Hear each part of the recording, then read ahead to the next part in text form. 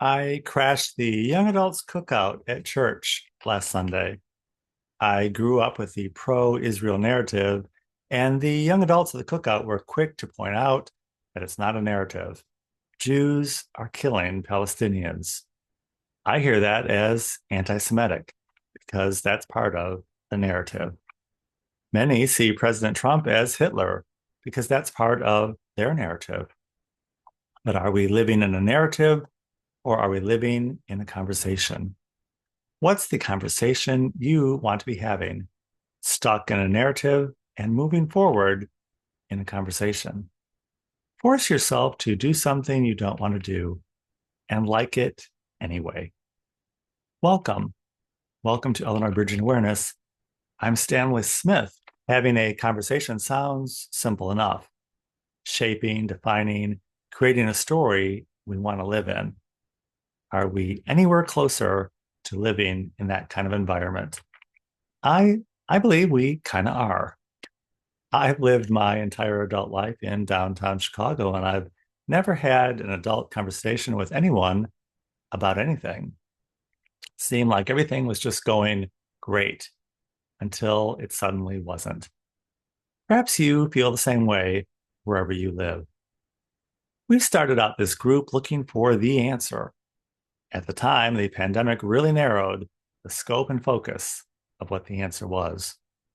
Some people took advantage of the pandemic and cleaned out their closets and relined their dresser drawers.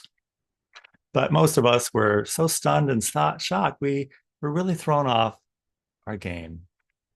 Since then, we've explored a lot of topics and found many answers and discovered an ever expanding scope of topics and nuance. Just because there are so many possible answers doesn't mean there's not an answer for you and for the particular culture you're living in. The only thing different is if you're in a conversation or not. Language can be limiting. It can be this or that and either or. Take a look around at the narrative you're in and the conversation you're having, stuck somewhere and moving on. Whenever we have a physical, mental, emotional, and spiritual experience, we always return to ourselves a little different. When you leave the house this morning, be aware of how you're different when you come home at night. God wanted us to be in this life because he thought we'd like it. Do something you don't want to do today and like it anyway. Life is something that happens while we're making other plans. The word life has the word if in the middle of it.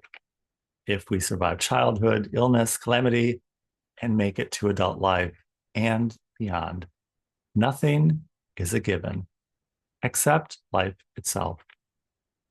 We may never make peace with the pandemic, but we can have a conversation about it. Attending the Roman Catholic Church this summer, I found the scripture readings kind of included a lot of practical tips for living, along with stern warnings. Don't look down at the ground and be discouraged, but look up to heaven and be encouraged instead.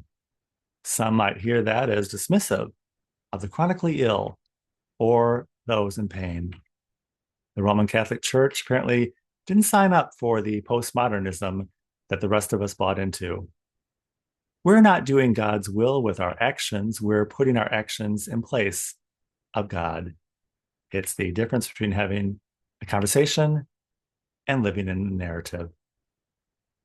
If you would like to join us at Illinois Bridging Awareness, the Saturday call is every Saturday at 9 a.m. Central Time on Zoom. I'll include my email in the description of this video, and I'll be happy to send you an invitation. And I look forward to seeing you very, very soon.